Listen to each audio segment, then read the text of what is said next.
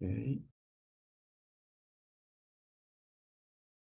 Decía que los medios de extinción de la obligación tributaria tienen reserva de ley. Así como para crear la norma, para crear la obligación, hay reserva de ley, también hay reserva de ley para extinguir, para concluir, para terminar la obligación tributaria. El método de extinción de la obligación tributaria por excelencia es el pago, pero hay otros métodos, por ejemplo, la compensación, por ejemplo, prescripción. ¿Cuándo prescribe una obligación tributaria? Cuando decae su exigibilidad por dos motivos: por inacción del acreedor durante el plazo previsto en la ley. Inacción, plazo. Como es materia de seguridad jurídica, principio constitucional, requiere reserva de ley. Dijéramos, es algo que ustedes ya habrán considerado muchas veces. ¿Cómo es posible que el no cumplimiento de la obligación signifique la extinción de la obligación? No deja de ser algo contradictorio. Sí, es cierto, es contradictorio, pero lo que permite que no cumplir la obligación extinga la obligación es el principio constitucional de seguridad jurídica. Porque las obligaciones no pueden pender indefinidamente en el tiempo por una razón de seguridad jurídica. Establecido que tienen reserva de ley las obligaciones tributarias, hay que buscar en qué ley se dice cuándo prescriben esas obligaciones. En el caso de la caja, lo lógico es ir en primer lugar a la ley constitutiva de la caja. El artículo 56 de la ley constitutiva de la caja habla de prescripción, pero habla de prescripción en un sentido muy limitado. Dice que prescriben las obligaciones derivadas de una sentencia penal, ya sea que se ejecuten en la propia vía penal o en la vía civil, en el plazo de 10 años. Pero no dice nada si no se hizo uso de la vía penal. Y en el caso de los trabajadores independientes, como el delito es un delito de retención indebida, el patrono que retiene a sus empleados y no lo paga a la caja, en el caso de los trabajadores independientes no se puede cometer ese delito. No hay autorretención. No sé si me explico. Por tanto, en el caso de los trabajadores independientes no hay norma. Como no hay norma, lo lógico sería que vayamos al Código Tributario. El artículo 51 del Código Tributario dice que en general las obligaciones tributarias prescriben en el plazo de 4 años. Pero excepcionalmente, ese plazo de 4 años se extiende a 10 años si el contribuyente no está inscrito, si no declaró o si declaró fraudulentamente. La inscripción me parece que sí es obvia. Alguien que no esté inscrito le corren 10 años de prescripción. Un trabajador independiente le correrían 10 años de prescripción. Pero como no hay obligación de declarar, o al menos no hay medio alguno para declarar, aquel trabajador independiente que quisiera declarar no puede hacerlo. No hay formulario, no hay fecha, no está regulado y además el CICERE expresamente dice que los trabajadores independientes no presentan planilla. Entonces, la extensión a 10 años, norma general 4, se extienden a 10. Si no está inscrito, okay, esa causal sí. Si no declaró, esa causal no, porque no hay manera de declarar. O si declaró fraudulentamente, tampoco, porque como no puede declarar, tampoco puede declarar fraudulentamente. No sé si con eso te respondí, Juan Francisco, era el que preguntaba ahora. Perfecto, profe, sí, justamente es eso. Muchísimas gracias. Bien. Pasamos a principios constitucionales. La materia de hoy ya entra para el examen.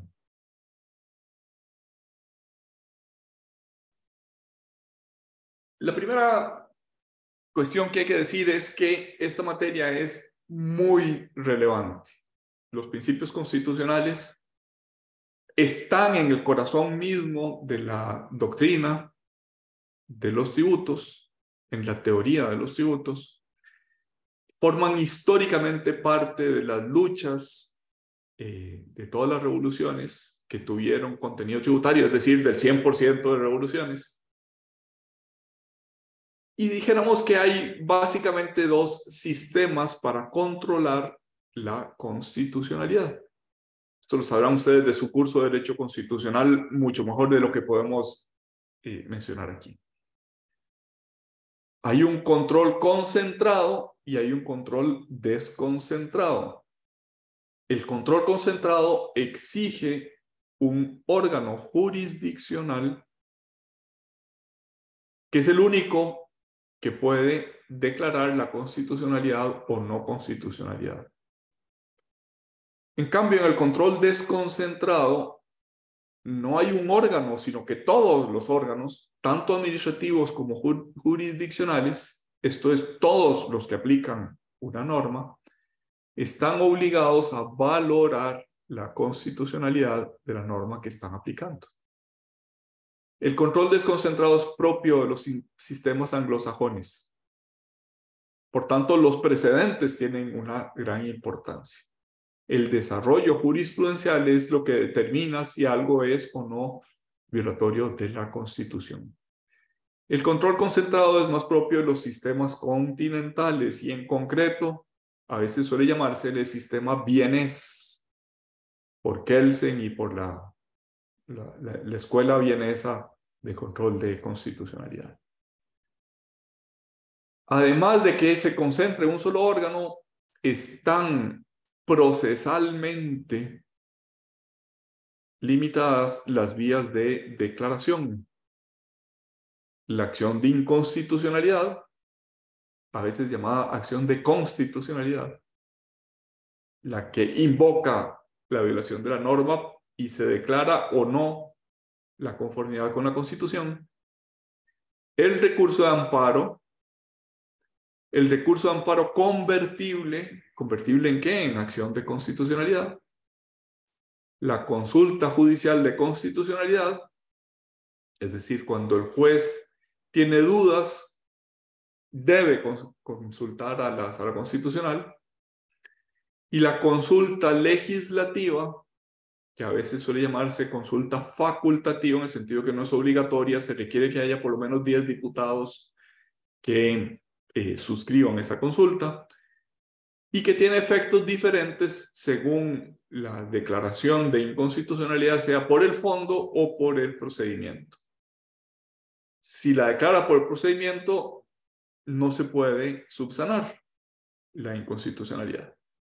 Si la declara por el fondo, por la sustancia, por la materia, pues sin duda sí puede subsanarse cambiando esa materia, atendiendo a lo que ya ha dicho la Sala Constitucional.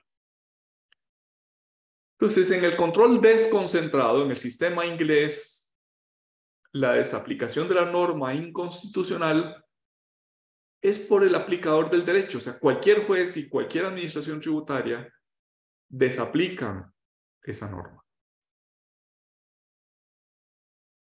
En Costa Rica, el artículo 8 de la Ley Orgánica del Poder Judicial, o sea, más allá de que hay un control concentrado, hay también algunos elementos de control desconcentrado. El artículo 8 de la Ley Orgánica del Poder Judicial prohíbe al juez aplicar una norma de la que hay certeza de su inconstitucionalidad. ¿Cuándo hay certeza de inconstitucionalidad? Cuando hay una declaración de la Sala Constitucional. Cuando hay duda de inconstitucionalidad, cuando no hay una declaración y tampoco hay extensión de los mismos razonamientos, dijéramos, sin diferencias relevantes. Cuando hay certeza, el juez tiene prohibición de aplicar la norma inconstitucional. Cuando hay duda, tiene obligación de consultar.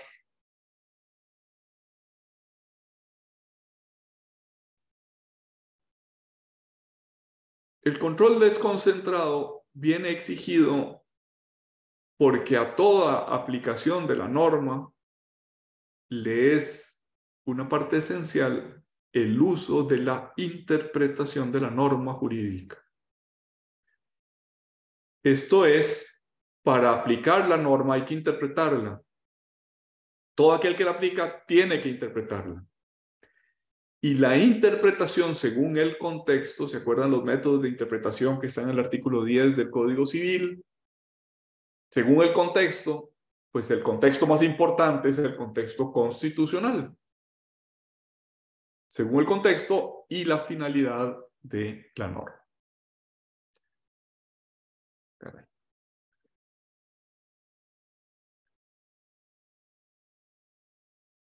¿Qué queremos decir con esto de control en materia tributaria? Queremos decir que el administrador tributario está obligado a interpretar la norma y en esa medida está también obligado a hacer una valoración, un examen de constitucionalidad. O sea, nuestro sistema es concentrado, pero no es 100% concentrado. También tiene elementos de el sistema anglosajón. Antes decíamos que el contribuyente tiene ahora residenciados en sí mismo los deberes de autoliquidación. Por tanto, el contribuyente también está obligado a hacer ese análisis de constitucionalidad a la hora de aplicar la norma. Sistema concentrado, pero no 100%, puesto que hay elementos de los sistemas anglosajón.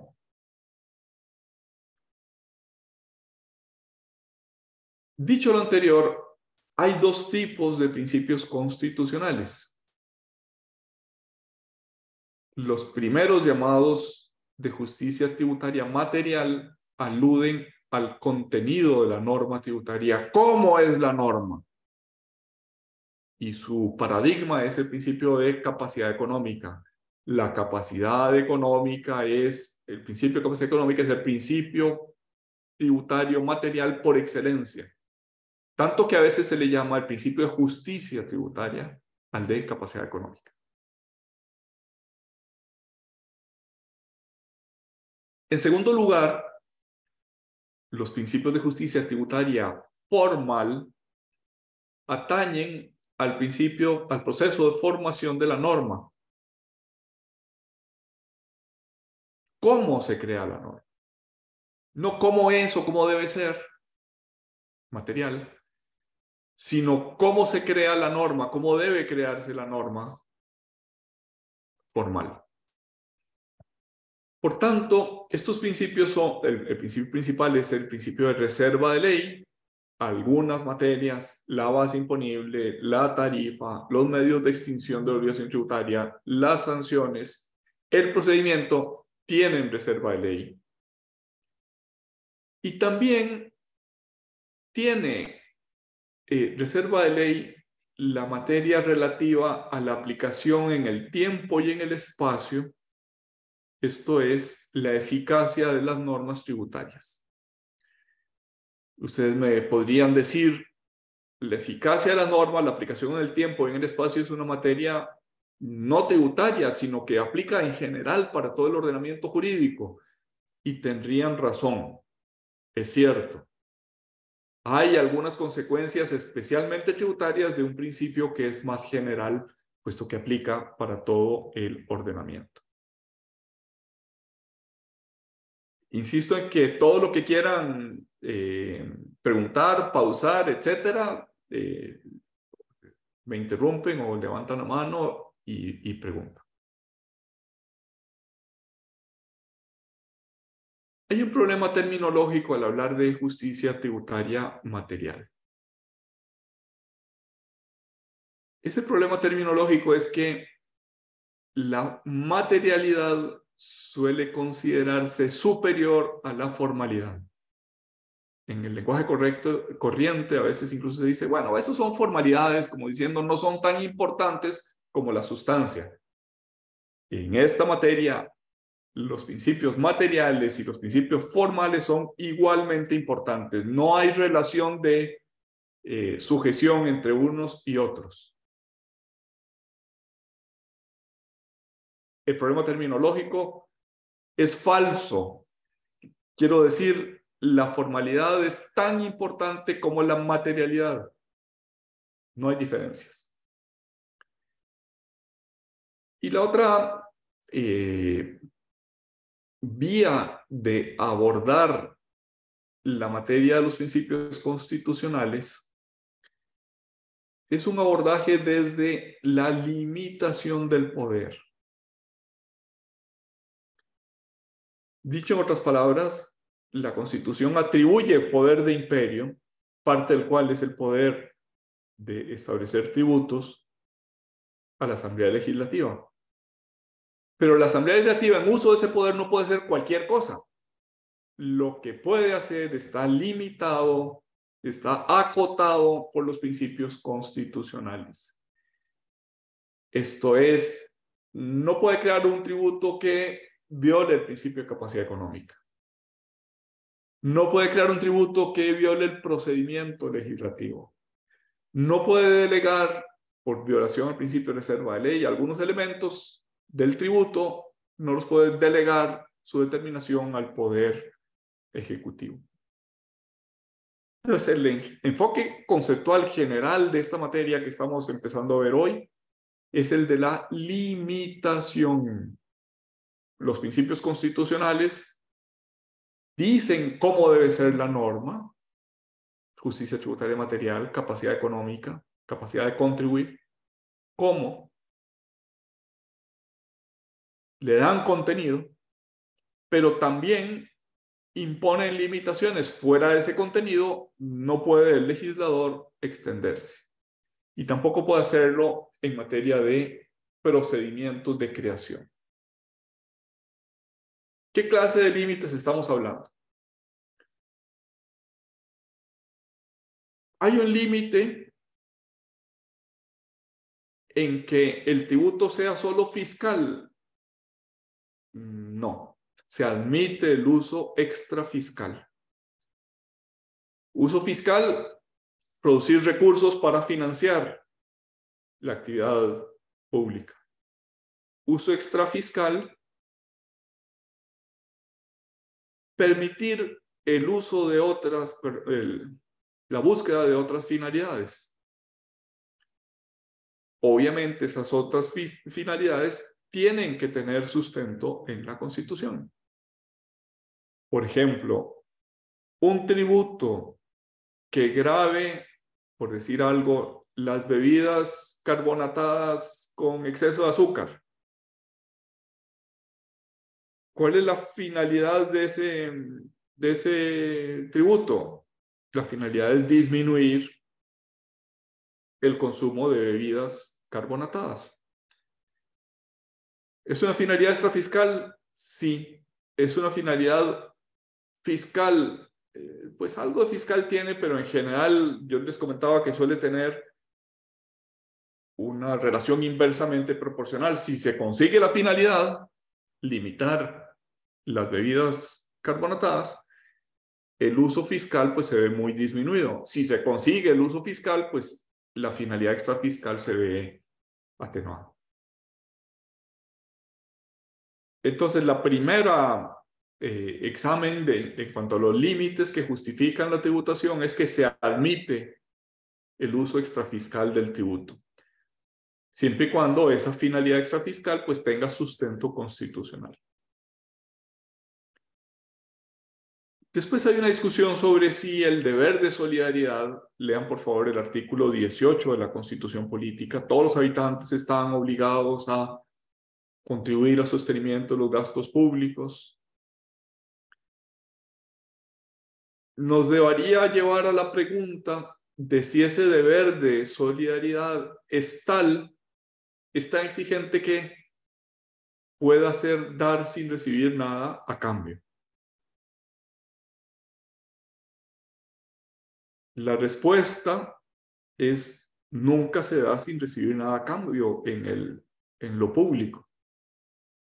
Siempre hay algo que se recibe. O sea, cuando yo pago mi impuesto de la renta, aunque no reciba nada en concreto, nada materialmente tangible en concreto a cambio del impuesto de la renta, ese impuesto sirve para los parques, para las relaciones internacionales, para financiar la educación, para carreteras, para salud, etc. Es decir, siempre hay algo a cambio. Pero el deber de solidaridad todavía es mayor en el sentido de que quienes tienen más están obligados a aportar para que quienes tienen menos alcancen un mínimo constitucionalmente tutelado. Y eso es un deber, pues sin duda ético, sin duda por vivir en sociedad, es un deber de solidaridad. Sin recibir nada a cambio concreto, pero recibiendo a cambio el que haya un ambiente en el que todos podamos cumplir al menos el mínimo que la Constitución prevé para todos los seres humanos.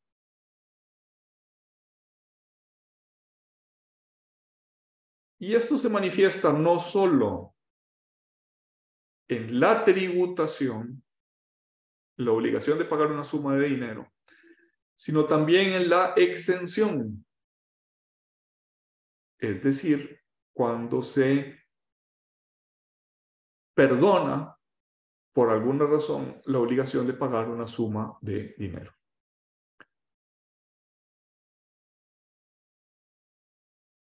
Podríamos preguntarnos, ¿la Cruz Roja debe pagar impuestos sobre la renta si tiene capacidad económica, si tiene ingresos? Y una posible respuesta es sí, tiene que pagar puesto que tiene capacidad económica. Pero otra posible respuesta es su modo de contribuir a la sociedad no es por la vía de contribuir con un tributo, con una suma de dinero, sino que su modo de contribuir es cumpliendo la finalidad para la cual fue creada la Cruz Roja, para atender a los heridos, para transportar en materia de emergencias, etc.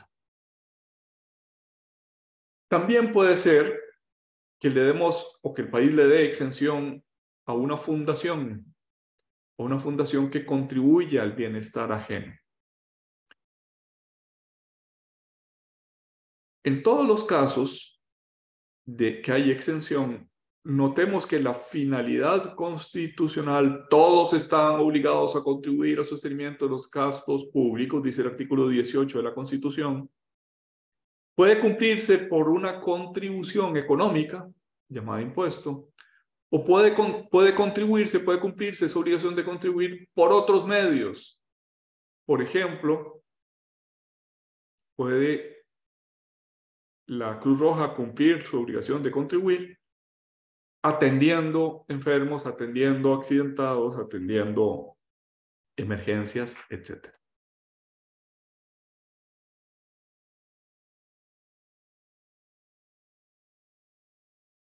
Límites en cuanto al objeto sobre el que puede recaer la tributación. Ya lo decíamos antes, no puede existir un tributo sobre los gordos, sobre los calvos, sobre las mujeres o sobre los hombres o sobre los de una determinada región. No. El único objeto es capacidad económica, la riqueza.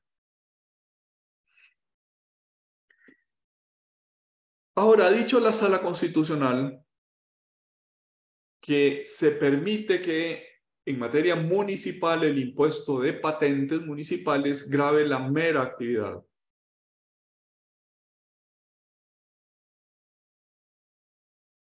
Esto es no la capacidad económica de la actividad, sino la mera existencia de la actividad. Usted tiene una pulpería. Por el hecho de tenerla, aunque sea deficitaria, tiene que pagar el impuesto de patentes municipales. Esa jurisprudencia es problemática, esa jurisprudencia de la Sala Constitucional. Y que quizás la correcta justificación no es que se pueda gravar la mera actividad, sino que se grava una capacidad económica que se pone de manifiesto porque hay servicios municipales indivisibles. Esto es, para poner yo mi pulpería, necesariamente tengo que ponerla en un entorno, por ejemplo, donde hay policía municipal, por ejemplo, donde hay servicios municipales, donde se recoge la basura, etcétera, etcétera. Entonces, el hecho de que haya esa actividad implica una capacidad marginal o sectorial derivada de servicios públicos que si no me los prestara la MUNI yo tendría que pagarlos. Como no estoy obligado a pagarlos por ser indivisibles, como no estoy obligado a pagarlos, entonces aumenta mi capacidad económica. Históricamente, además, la Sala Constitucional dijo que el impuesto de producción del café, que estaba en la ley del impuesto sobre la renta, ya hace bastantes años derogado, era similar al impuesto de patentes. O sea, extendió esa doctrina de la mera actividad. No solo no estaba bien justificada en materia de patentes, sino que además le extendió a la actividad de producción del café. A mí me parece que en el primer caso estaba mal explicada, patentes municipales. En el segundo caso, directamente violaba el principio de capacidad económica.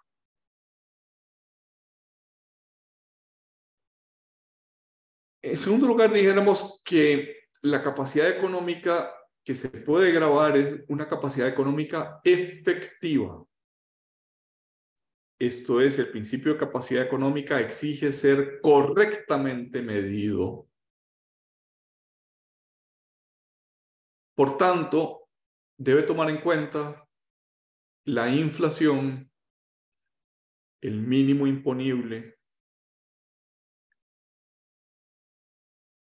la actualidad de la riqueza. En los años 60, la Corte Constitucional italiana declaró que un impuesto que se calculaba con base en el año anterior, un impuesto que gravaba los predios, los inmuebles, sobre el valor que habían producido el año anterior, servía para base imponible del nuevo año. Y la Corte Constitucional le dijo, es que esa riqueza que usted tuvo el año anterior no garantiza que la tenga el nuevo año. Por tanto, está mal medida porque debe medirse con base en un principio de actualidad. ¿Cuál es la capacidad económica hoy? Ese principio de efectividad de la capacidad económica también tiene efectos en los modos de determinación de la capacidad económica. Si se utilizan presunciones, más aún si esas presunciones son presunciones que no admiten prueba en contrario, o que exigen para desvirtuar la presunción una prueba legal, es decir, pruebas que están tasadas en la ley, y esa tasación, esa prueba legal no es fácilmente conseguible, puede terminarse violando el principio de capacidad económica por la vía de su efectividad. Hay distintos ejemplos. El que aparece ahí es el que existía en una ley que ya fue sustituida. En el artículo 11 de la Ley del Impuesto General sobre las Ventas, que actualmente se llama Impuesto al Valor Agregado, y esa norma del 11 ya no existe. Esa norma del artículo 11 lo que decía es que la base imponible del tributo es el valor de la transacción. Y se pueden disminuir los descuentos de la base imponible en la medida en que consten en la propia factura. ¿Me explico? Precio, descuento, base imponible. Precio menos descuento, base imponible. El artículo 11 lo que exigía es que el descuento estuviera en la propia factura. Pero resulta que hay algunos transacciones económicas que además son muy frecuentes en materia mercantil, en las que se admite un descuento por pronto pago. Si usted paga dentro de los 30 días, esta factura es por 100, si paga dentro de los 30 días, tiene un descuento del 2% o del 5%. No consta ese descuento en la factura porque consta de manera puramente hipotética. Si paga, le doy el descuento, pero no consta que efectivamente se haya disminuido la base imponible.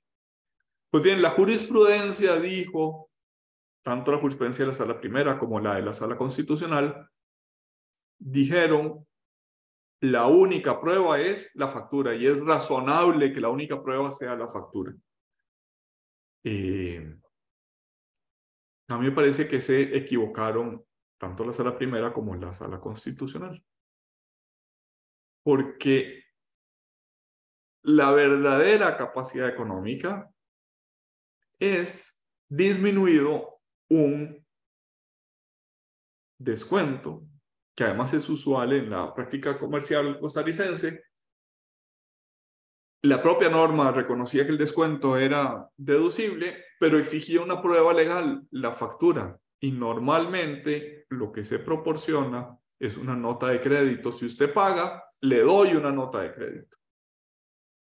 Bueno, esa norma ya no existe, o mejor dicho, ya no existe con ese rigor en la actual ley del impuesto al valor agregado, porque se admite, primero, que pueda anular la factura, segundo, que pueda emitir una nota de crédito con efectos modificatorios de la factura. A lo que nos interesa, capacidad económica efectivamente medida.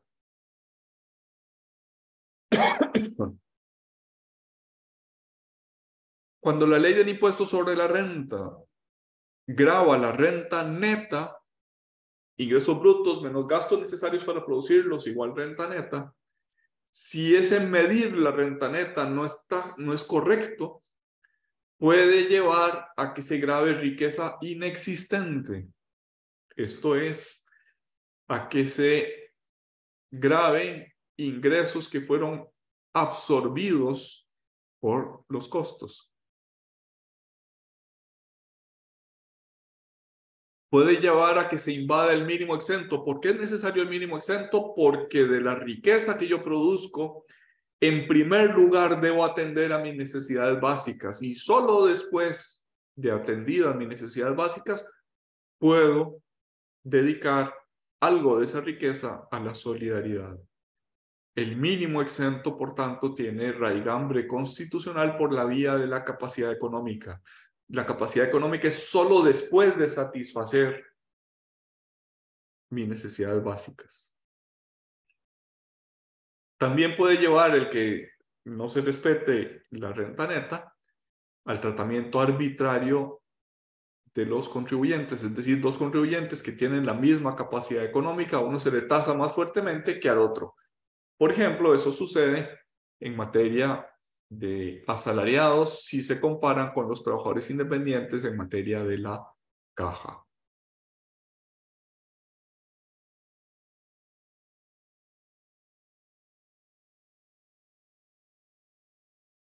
También forma parte de esta teoría el que se pueda considerar el servicio de los costos, perdón, el costo de los servicios, no el servicio de los costos, el costo de los servicios que me brinden el ente público. eso es legítimo. Lo que pasa es que hay que verlo con lupa, o sea, como no es la efectividad de la capacidad económica medida directamente, sino que se mide indirectamente por los servicios y costos sociales que se reciben. Hay que verlo con mucho cuidado. Es legítimo, como dijo la Sala Constitucional, en el caso de patentes, gravar ingresos brutos en estos casos. Sí, es legítimo. Pero hay que verlo con lupa. Hay que verlo con mucho cuidado. Hace muchos años, más de 20, se estableció en Costa Rica el llamado impuesto a los activos de las empresas. En realidad eso fue una moda latinoamericana, cuya teoría era: todos los latinoamericanos tienen tendencia a evadir el tributo, más que los anglosajones. Y en lugar, y la administración tributaria es muy débil para fiscalizar. Por tanto, todos tenemos tendencia a declarar menos y la administración tiene poca capacidad, poco alcance para verificar que hayamos declarado correctamente. Entonces, una forma de contrarrestar ese estado de cosas es por la vía indirecta de gravar los activos. Como creemos que esta empresa no va a declarar lo que corresponde, le gravamos con un porcentaje de los activos, que en el caso costarricense no fue unánime eso en toda América Latina. En el caso costarricense, significa que el impuesto sobre los activos, sobre el valor del terreno, de la construcción, de la fábrica, de los bienes productivos, por el 1% es un impuesto mínimo sobre la renta. Si su impuesto sobre la renta es mayor, ese impuesto a los activos es crédito, se disminuye del impuesto sobre la renta. Si el impuesto sobre la renta es menor, el mínimo es el impuesto del 1% sobre el valor de los activos. ¿Se entiende el razonamiento? Profe, ¿puede repetir la idea? Por favor. Con gusto. Gracias. En un contexto de poca capacidad de fiscalizar y alta tendencia a declarar menos, se creó un impuesto sobre los activos. ¿Qué son los activos? Los bienes utilizados para producir renta. El terreno, la construcción, la fábrica, la maquinaria, etcétera, etcétera. Esos activos, el valor de los activos por el 1% es una especie de renta mínima. Usted puede con esos activos generar más lo que quiera, pero al menos tiene que generar un 1% y pagar impuestos sobre la renta del 1% del valor de sus activos. Si su renta es mayor que el 1%, el impuesto a los activos que usted pague es crédito, forma parte del impuesto, lo disminuyo del impuesto sobre la renta. Pero si sus impuestos de la renta es menor que el 1% con los activos, el 1% es un impuesto mínimo que usted tiene que pagar. Ahora sí me expliqué mejor, Juan Francisco. Perfecto, sí. Gracias.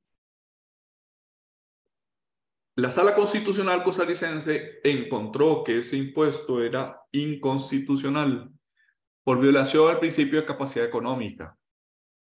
Porque precisamente la actividad económica a veces tiene utilidades, a veces tiene pérdidas, a veces tiene utilidades, a veces tiene pérdidas.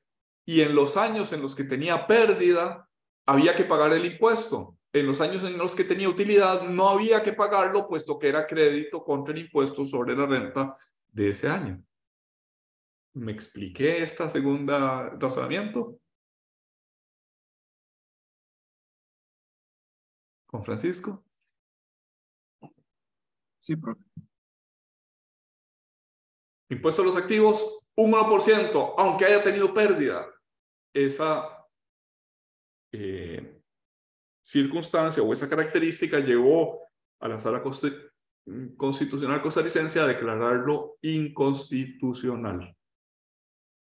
Ya pasó esa moda, ya me parece que quizás en América Latina, tal vez habrá algún país, pero ya no es un fenómeno generalizado como fue en los años 90 del siglo pasado.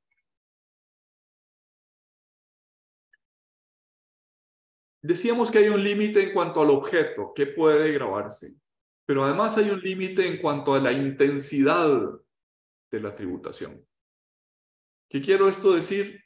Quiere decir que la tributación, el tributo, la exacción, no puede ser tan intensa que viole el mínimo exento, el mínimo de subsistencia. El Estado no puede capturar tanto la riqueza que no permita la satisfacción de las necesidades básicas del contribuyente. Y otro principio es el principio de no confiscatoriedad. La tributación no puede ser tan intensa que sea más que el 50%. No puede absorber la totalidad, ni siquiera una parte sustancial de la riqueza. ¿Y qué se entiende por sustancial? Yo les comentaba en la clase anterior que los alemanes, el Tribunal Constitucional de Bonn, antes de la unificación alemana, estableció que una parte sustancial era el 50%. Pero no puede ser más que el 50%.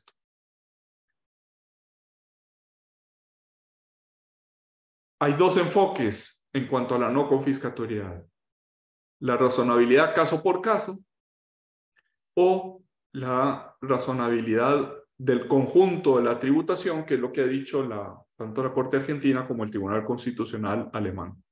Este segundo enfoque, la globalidad de la tributación no puede exceder más que el 50% de la riqueza producida,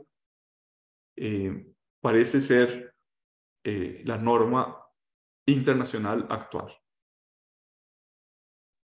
Profe, Sí, adelante. gracias. Disculpe, ¿podría repetir por favor la última idea? Es que se me cortó un poco, entonces no entendí. Ok. Hay dos enfoques. O sea, principio, la confiscatoriedad no puede absorber, o mejor dicho, la tributación no puede absorber la totalidad de la capacidad económica y tampoco puede absorber una parte sustancial de esa capacidad económica. ¿Por qué? Porque eso sería confiscar. ¿Qué quiere decir confiscar? La propiedad privada pasa de ser privada a ser del fisco.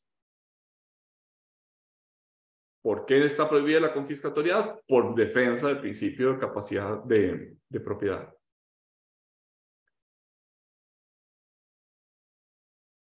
No puede absorber la totalidad ni una parte sustancial. Ahora, ¿qué es una parte sustancial? ¿Cuándo es sustancial la parte que se puede dejar del Estado y cuándo no?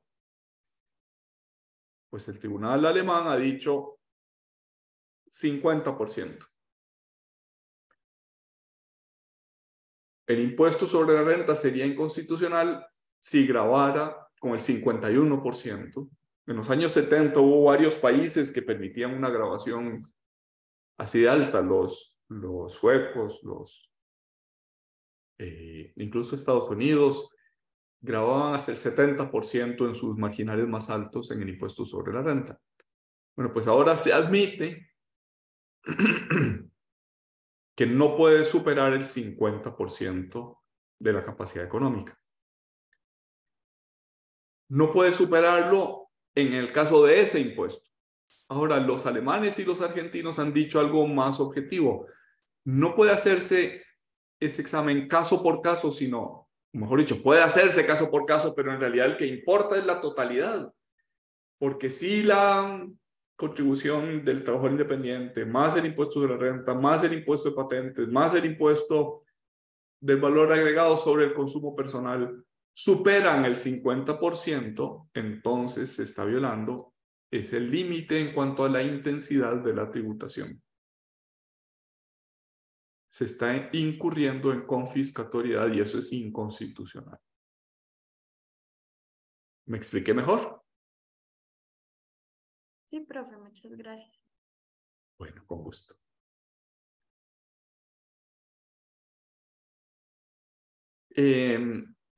Ahora, ese principio de no confiscatoriedad y el análisis del conjunto de los tributos, hay que considerar todos.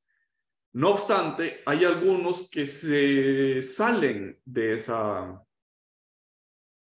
ese conjunto a ser considerado. Aquellos tributos que tienen beneficios particulares de los servicios públicos. ¿De qué estamos hablando? ¿Alguien se acuerda? Artículo 4 del Código. 3 categorías. De una tasa. Sí. Y además. Un precio público. No, no está en el artículo 4. Una contribución especial. Una contribución especial. Esos tributos, las tasas. Juan Francisco dijo me parece que fuiste tú, Juan Francisco, dijo precios públicos. Bueno, sí, también los precios públicos, pero no está en el artículo 4. Y contribuciones especiales no se toman en cuenta en ese análisis del conjunto para determinar si existe o no confiscatoriedad. Profe, no, fui yo, Tomás Rojas, para que no le atribuya esa equivocación a Juan Francisco. No, perdón, tenías razón, lo que pasa es que no es del artículo 4 del código, o sea, no se toma en cuenta, pero no,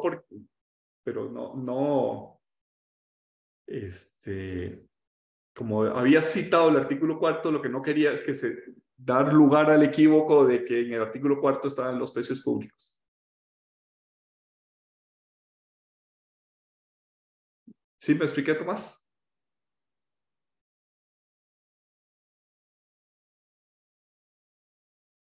Sí, señor. Excelente. Tampoco hay que tomar en cuenta en ese análisis del conjunto de los tributos trasladables. Es decir, aquellos que si bien yo soy el contribuyente, los traslado a otro, al siguiente en la cadena de fabricación y comercialización. ¿Por qué no? Porque la capacidad económica afectada no es la del contribuyente, sino la del trasladado, la del incidido por la traslación. No forma parte de la clase de hoy esa distinción entre traslación jurídica o económica.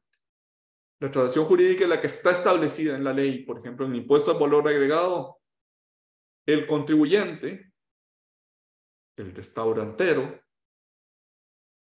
tiene que cobrarme el IVA y él es el contribuyente del IVA frente al fisco, pero está obligado a trasladarlo al consumidor. Esa es una traslación jurídica porque está en la propia ley. Pues bien, hay algunos tributos, por ejemplo, se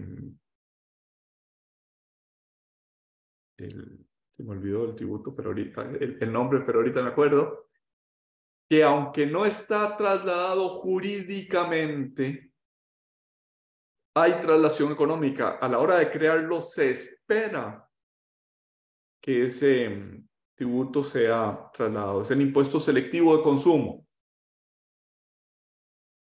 No se traslada jurídica, pero sí económicamente. Está previsto que se traslade económicamente. Eso forma parte de la última materia del curso, que son los impuestos indirectos. Pues bien, lo que interesa a la clase de hoy es que los impuestos que se trasladan no forman parte de ese análisis del conjunto de los tributos.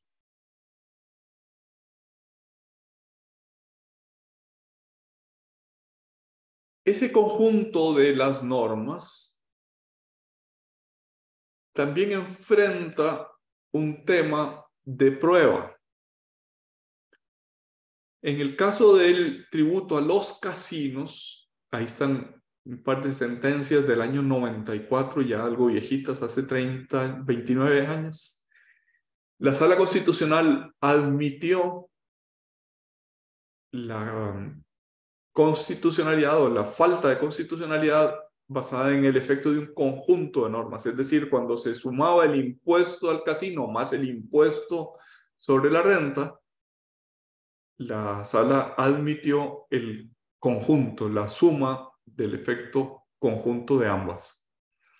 Sin embargo, no lo hizo en las acciones, también muy propio de los años 90, en la actividad del café, el artículo 27 de la Ley del Impuesto sobre la Renta, actualmente derogado. En el caso de los casinos, lo hizo con base en prueba contable. La materia constitucional no siempre tiene prueba. Normalmente es un análisis de la norma respecto de su comparación con la Constitución. Pero nada impide que haya prueba de la violación de la norma constitucional. En el caso de los casinos, esa prueba fue una certificación de, si no me acuerdo mal, de KPMG, que entonces se llamaba KPMG Pitt Marwick. En el caso del impuesto a los activos, lo hizo sin prueba contable, es decir, con base en una situación abstracta. Dijo, si tiene que pagar el impuesto cuando tiene pérdida, es inconstitucional, no me tienen por qué probar que eso es así, puesto que siempre va a ser así. Sin embargo, pareciera que la mejor demostración procesal es aquella que se basa en prueba contable. Otros límites, y con esto vamos a dar una pausa para que ustedes descansen, se tomen el desayuno si es que no lo han hecho todavía.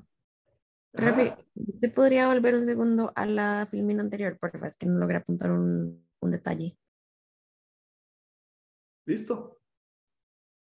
Listo, muchas gracias. Bueno, con gusto. Otros límites. La confiscatoriedad del principio de capacidad económica no puede ser tal que haga imposible o inconveniente el desarrollo de una actividad económica. ¿Qué quiero esto decir? En los años 70 se puso de moda en algunos países, sobre todo del ámbito nórdico, Suecia, Noruega, Dinamarca, Islandia, por la vía del tributo, impedir una actividad. Se tasaron tan fuertemente los cigarrillos, básicamente estaba prohibido consumir cigarrillos en ese país. Era tan caro que era imposible, o al menos altamente inconveniente. Ese es un límite, el de libertad de empresa,